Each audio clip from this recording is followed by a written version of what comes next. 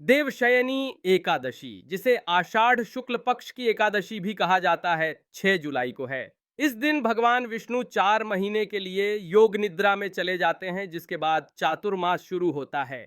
इस दौरान विवाह आदि कोई भी मांगलिक कार्य नहीं किए जाते हैं। महत्व: इस दिन भगवान विष्णु की पूजा की जाती है और व्रत रखने से विशेष फल की प्राप्ति होती है। कथा: इस एकादशी से जुड़ी कई कथाएं प्रचलित हैं, जिनमें से एक राजा मांधाता और ऋषि अंगिरा से संबंधित है।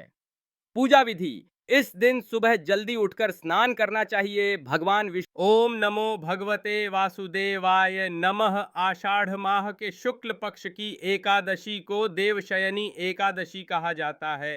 धार्मिक मान्यता है कि इस दिन विधि पूर्वक श्री हरि और मां लक्ष्मी की पूजा करने से साधक को शुभ फल की प्राप्ति होती है। देवशयनी एकादशी व्रत कथा: पौराणिक कथा के अनुसार सतयुग में मांधाता नामक एक चक्रवर्ती राजा का राज्य था।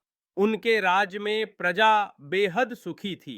एक बार मांधाता के राज्य में 3 वर्ष तक बारिश नहीं हुई, जिसकी वजह से अकाल पड़ गया था। हर तरफ त्रासदी का माहौल बन गया था। इस कारण लोग पिंडदान, हवन, यज्ञ कथा और व्रत समेत आदि कार्य करने लगे। प्रजा ने राजा मांधाता को इस बारे में विस्तार से बताया। राज्य में अकाल को देखकर राजा अधिक चिंतित हुआ। उन्हें लगता था कि उनसे आखिर ऐसा कौन सा पाप हो गया जिसके कारण इतनी कठोर सजा मिल रही है। इस समस्या से निजात पाने के लिए राजा सेना को लेकर जंगल की ओर चल दिए। इस दौरान वह लोग ब्रह्मा जी के पुत्र अंगिरा ऋषि के आश्रम पहुंच गए। ऋषिवर ने राजा का कुशल क्षेम और जंगल में आने की वजह पूछी। राजा ने कहा कि मैं पूरी निष्ठा से धर्म का पालन करता हूं, इसके बाद भी राज्य में ऐसा अकाल क्यों पड़ रहा है? आप मेरी इस समस्या का समाधान करें। मांधाता की बात को सुनकर महर्षि अंगिरा ने कहा कि यह सतयुग है।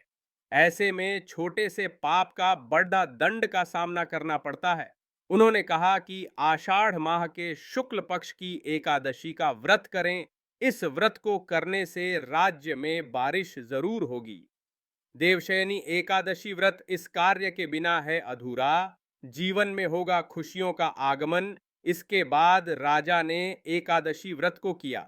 इस व्रत के पुण्य प्रताप से राज्य में मूसलधार वर्षा हुई।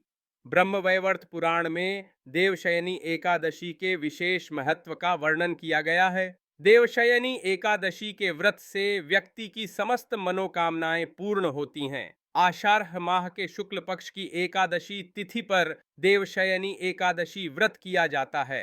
इस तिथि से चातुर्मास की शुरुआत होती है। इस व्रत का पारण द्वादशी तिथि पर किया जाता है। धार्मिक मान्यता के अनुसार इस व्रत को करने से साधक को सभी पापों से छुटकारा मिलता है। ओम लक्ष्मी नारायण नमः।